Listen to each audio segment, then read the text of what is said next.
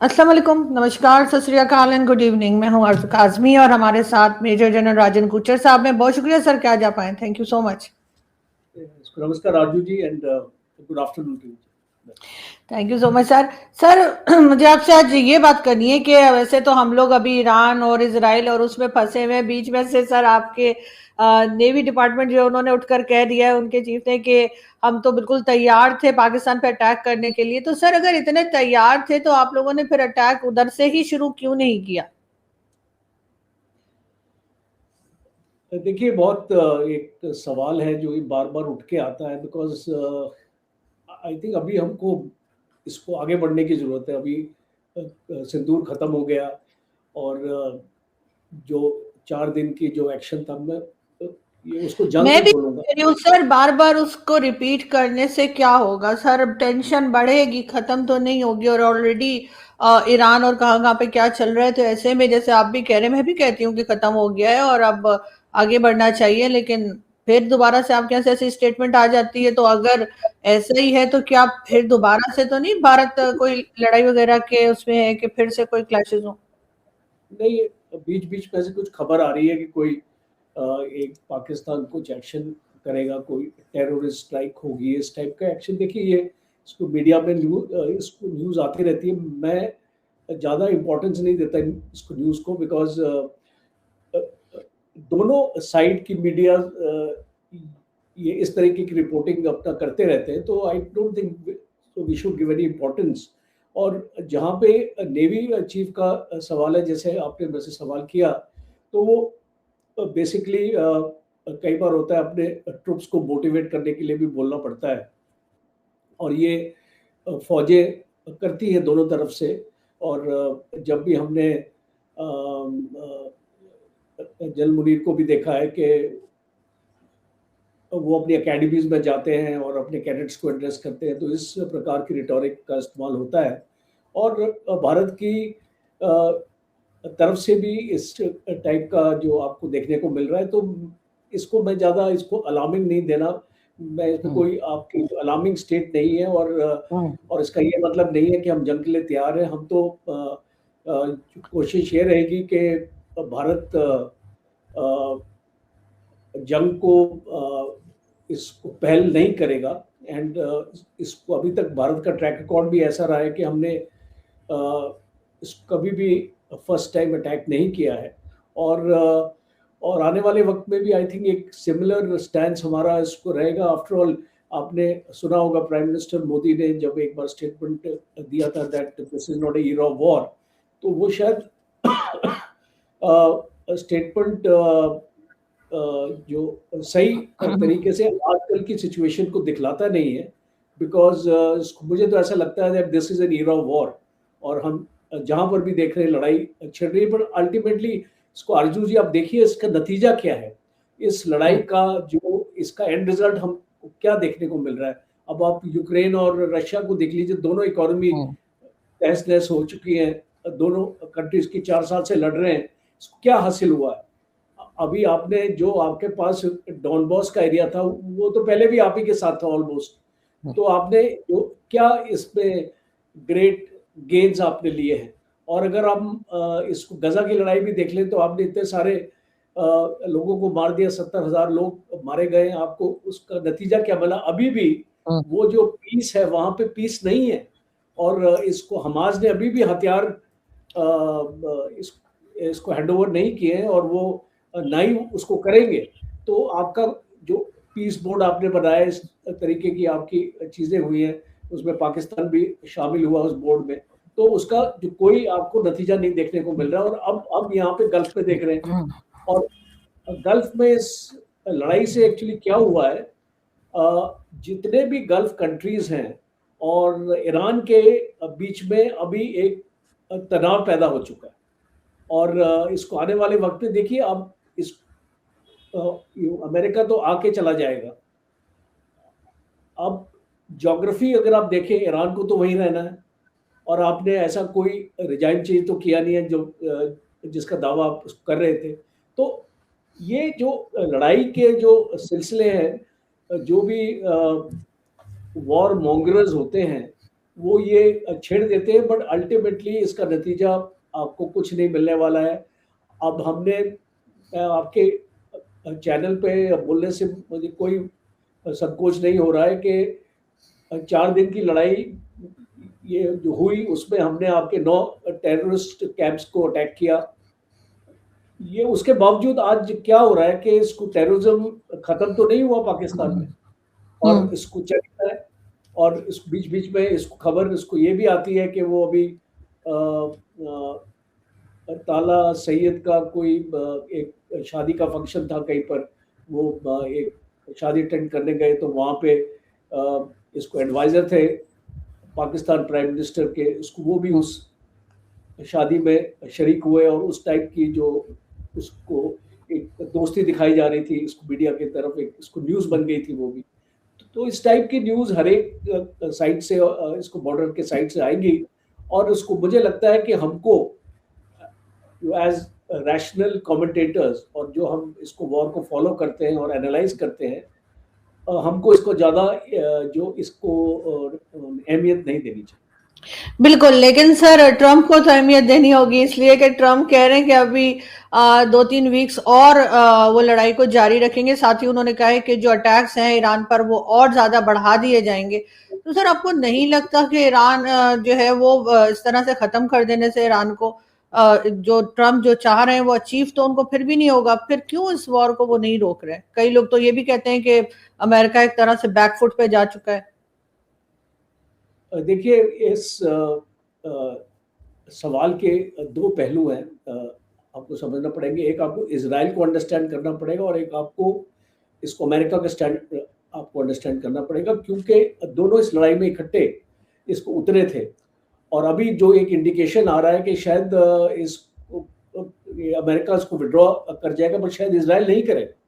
तो इसीलिए आज जो प्लानिंग के साथ ट्रम्प चले थे, जो उनकी इनिशियल प्लानिंग थी कि ये हफ्ते 10 दिन में लड़ाई को ख़त्म कर देंगे, और हम भी एक्चुअली सोच रहे थे, इस टाइप का एनालिसिस भी हम दे रहे थे कि लड़ाई इतनी लंबी नहीं चलेगी, बट ये लंबी इसलिए चल पड़ी है क्योंकि ये लड़ाई का फोकस शिफ्ट हो गया है, स्ट्रेट ऑफ हॉर्मूज की तरफ आ गया है।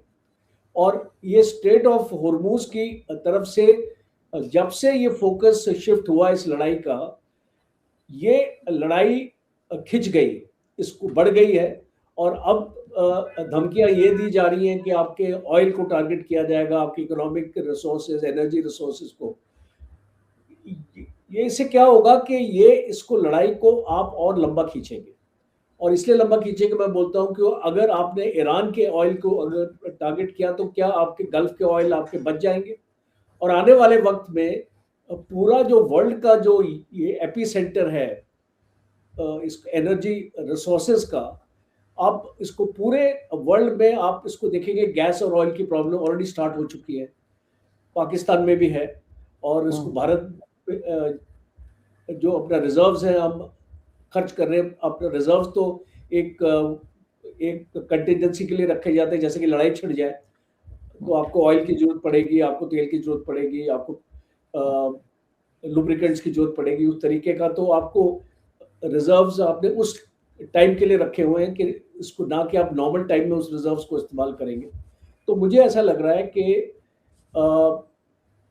जो आज ट्रम्प का अगर आप भाषण को एनालाइज करें तो उसमें 2 इम्पोर्टेंट चीज़ें थी। एक तो वो एक अपना धमकी का सिलसिला अपना जारी रखा ट्रम्प ने, इसको ईरान को थ्रेटन करने की कोशिश करी, और दूसरा आप इसको अनाउंस कर रहे हैं कि लड़ाई आप जीत चुके हैं।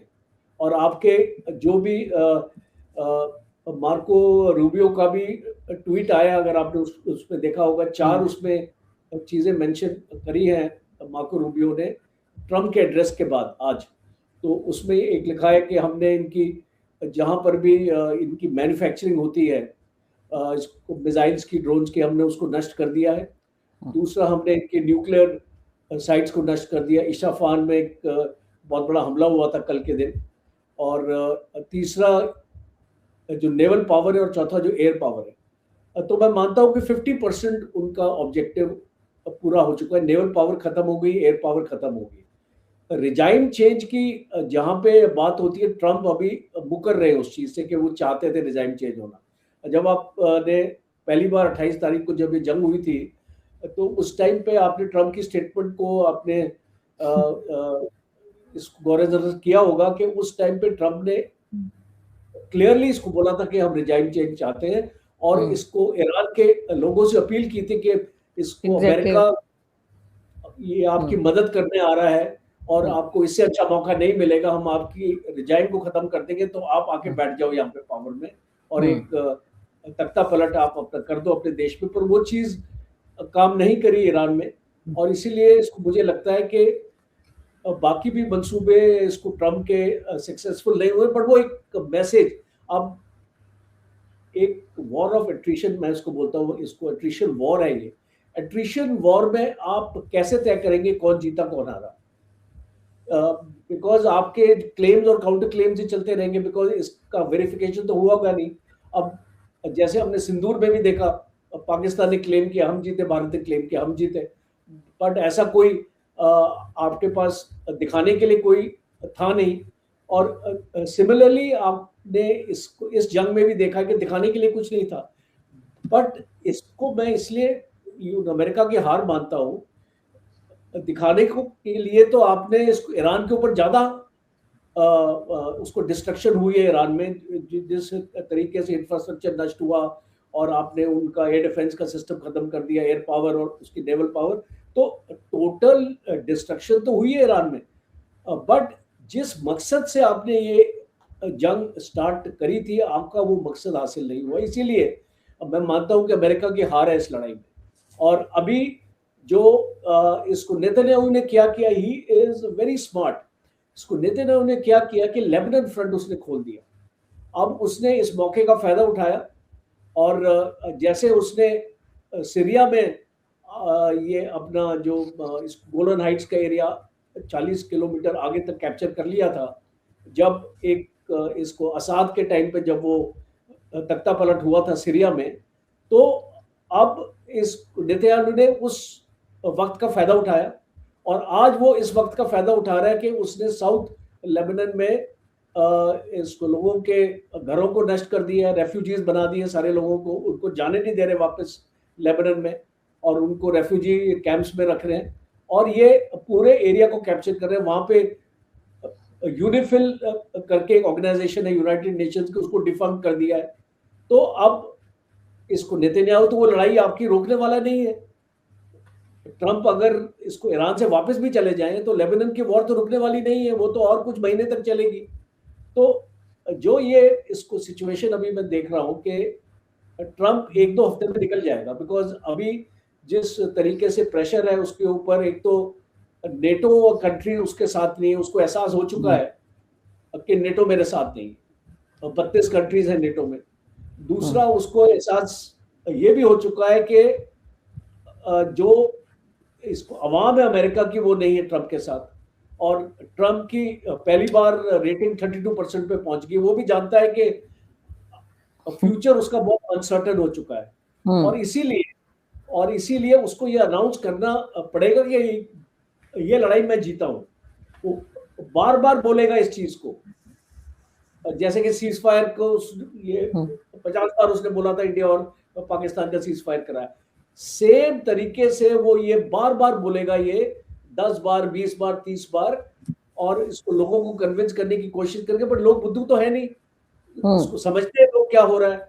तो इसको ट्रंप का जो भी नतीजा है वो अभी कोई खास अच्छा होने वाला नहीं। और 1-2 हफ्ते अपना जो जैसे होता है ना मन की भड़ास निकालना के, एग्जैक्टली जितने बम मैं लेके आया हूं मैं उनको वापस नहीं लेके आना चाहता, तो मैं यहाँ पे उसको खत्म करना चाहता हूँ। तो उसी हिसाब से लगा हुआ है, रोज वो बार बार गोलाबारी हो रही है, कुछ नहीं हो रहा वहां पे। आई मीन जो आप प्रॉपर्टी का नुकसान कर रहे हो, इंफ्रास्ट्रक्चर का नुकसान कर रहे हो, आप बार बार बोल रहे हो कि आप इसको ईरान को स्टोन एज में ले जाओ।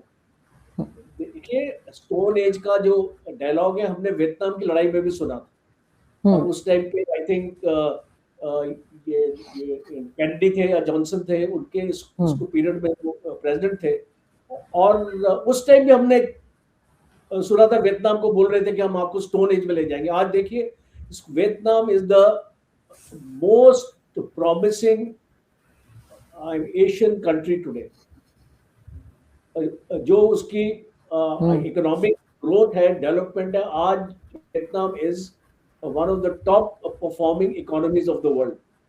तो अब आपने देख लिया, इससे कुछ नहीं होता। You see the human factor is most important, because ultimately अगर देश के लोग अगर चाहेंगे, जापान में भी जब न्यूक्लियर स्ट्राइक हुआ और आपने हिरोशिमा नागासाकी में अटैक किया, आज आप इसको जापान को देख लीजिए कहाँ पे, बिल्कुल जापान क्वेक्स आते हैं, इसको बहुत सारी जो विपदा आती है, बट वो रिकवर कर लेता है बिकॉज वहां के लोग ऐसे। सिमिलरली मैं मानता हूं कि ईरान भी रिकवर करेगा और जल्दी रिकवर करेगा बिकॉज ईरान के दोस्त बहुत है, चाइना, रशिया, नॉर्थ कोरिया, ये सारे पावरफुल कंट्रीज हैं जिससे ईरान बहुत जल्दी उभरने वाला है। और आपने जो भी नुकसान ईरान का किया है वो आपके माइंड में रहेगा। आने वाले वक्त में आप देखेंगे 10 साल में ईरान अपनी वापस शेप में पहुंच जाए। बिल्कुल, लेकिन सर ईरान के दोस्तों में आपने पाकिस्तान को नहीं गिना, जबकि हम तो बहुत कोशिश कर रहे हैं यहाँ से कि वॉर रुक जाए। यहाँ पर फॉरेन मिनिस्टर्स भी आ रहे हैं डिफरेंट कंट्रीज के, तो आपको पाकिस्तान का लगता है कुछ रोल है इसमें, या रोल प्ले कर सकता है पाकिस्तान कोई पॉजिटिव रोल यहाँ पर जंग को रोकने के लिए? बहुत अच्छा सवाल है। आप देखिए, एक तो पाकिस्तान के पास देने के लिए तो कुछ नहीं है ईरान को, उसको क्या देगा पाकिस्तान? वो तो खुद ही लेता है वहां से, ईरान से, और अभी उसके टैंकर्स भी आस्ते आस्ते करके आ रहे हैं वहां से। तो इसको पाकिस्तान को देने के लिए तो कुछ नहीं है। अब आपने इसको पीस का जो प्रोसेस है, तो पाकिस्तान ने अपने आप को खुद इनवाइट किया है। जब शहबाज शरीफ ने वॉलंटियर किया था ट्रंप को, के अब ट्रंप को क्या चाहिए था? ट्रंप को तो ऐसे ही एक उसको मौका चाहिए कि जो नोबेल पीस प्राइज उसको फिर इसको कैसे रिकमेंड होगा, और उसको शहबाज शरीफ ने तो ऑलरेडी उसको दे दिया एक प्राइज। तो पाकिस्तान का रोल अगर मैं एक क्रिटिकली एनालाइज करूं, नॉट एज ए इंडियन और एज ए इंडियन, एक सोच होती है कि भाई पाकिस्तान चौधरी कैसे बन गया, बट मैं अगर इसको क्रिटिकली एनालाइज करूं तो एक पाकिस्तान का इंपॉर्टेंट रोल बनता है इस लड़ाई में। और पाकिस्तान का आज की डेट में कोई ऐसा कम्युनिकेशन या ऐसा नेगोशिएशन नहीं चल रहा है इसको ईरान के किसी सीनियर लीडर के साथ। बेसिकली अभी जो क्या हो रहा है कि Pakistan is only relying the messages. इसको ईरान से जो मैसेज आता है वो आपको यूएसए में चला जाता है, यूएसए से आता है ईरान में आ जाता है। तो ऐसा एक मीडिएशन का रोल इसको मैं अभी इसको देख ले रहा। दो आपके फॉरेन मिनिस्टर्स आए थे इजिप्ट के और आप टर्की के, और ये सारे लोग इसको मिले थे, बट इसमें इसको ईरान का कोई इसमें रिप्रेजेंटेटिव नहीं था। तो इसको मैं ये हमेशा मानता हूं कि अगर आपको एक मीनिंगफुल मीडिएशन करनी है तो स्टेक होल्डर्स को आपको लाना पड़ेगा। जब तक आप स्टेक होल्डर्स को अपने साथ बिठाएंगे नहीं, जैसे कि ओमान में होता था, कतार में होता था, उस टाइप की नेगोशिएशन अगर आप जब तक नहीं करेंगे तो ये आपकी सुर्खी बन के रह जाएगी। तो इसलिए मैं एक आपको फ्रैंक ओपिनियन दे रहा हूं कि अभी तक इसको मुझे कोई ऐसा कॉन्क्रीट एक इंफॉर्मेशन इसको मेरे सामने नहीं आई है जहां पे इसको ईरान से एक स्टेटमेंट आई हो बोलते हुए कि हाँ इसको पाकिस्तान के साथ वहां पे नेगोशिएशन चल रही है। बिकॉज कल भी मैं अराबची का इंटरव्यू सुन रहा था और उसने, जो उनके फॉरेन मिनिस्टर है ईरान के, उसने बहुत क्लियर कर दिया था कि हमारी अमेरिका के साथ किसी भी स्तर पे नेगोशिएशन नहीं चल रही। तो मैं एक मीडिएशन का रोल मैं तभी उसको अहमियत दूंगा जब कोई एक टाइप की मीडिएशन आपकी चल रही हो, आपका नेगोशिएशन आपकी चल रही हो, इंटरलोक्यूटर्स आए हो, आपस में बातचीत हो रही हो, कुछ सिक्योरिटी गारंटीज भी ईरान को चाहिए, उसके ऊपर क्या बातचीत हुई, जो कैसे सिक्योरिटी गारंटीज दी जाएगी कि दोबारा ईरान के ऊपर हमला ना हो। तो ये सारी एप्रीहेंशंस है ईरान को, और उसको अभी तक उसको मुझे लगता है कहीं पर भी ये इसके ऊपर बातचीत नहीं हुई है। और इसको आने वाले वक्त में मुझे पता नहीं है कि पाकिस्तान क्या रोल और आगे प्ले करेगा, बिकॉज जब तक ईरान का उसको वो एक इंटरेक्शन नहीं मिलेगा, मुझे नहीं लगता कि ये जो पीस कमेटी बनी है ये कोई मेजर काम कर पाएगी। बिल्कुल सर, जाहिर है जब तक उसमें अमेरिका, ईरान या इजराइल के लोग नहीं होंगे उस कमेटी में, जब तक कोई रिजल्ट जो है वो आता हुआ दिखाई नहीं देगा। लेकिन बहरहाल पाकिस्तान कोशिश कर रहा है, क्योंकि बॉर्डर लगता है ईरान से, तो जितना भी कुछ हो पाए हमारे एज अ स्मॉल कंट्री समझ लीजिए, तो वो बहरहाल पाकिस्तान वो रोल प्ले करने की कोशिश कर रहा है। Thank you so much sir कि आपने आज ज्वाइन किया, बहुत शुक्रिया। Thank you. Thank you.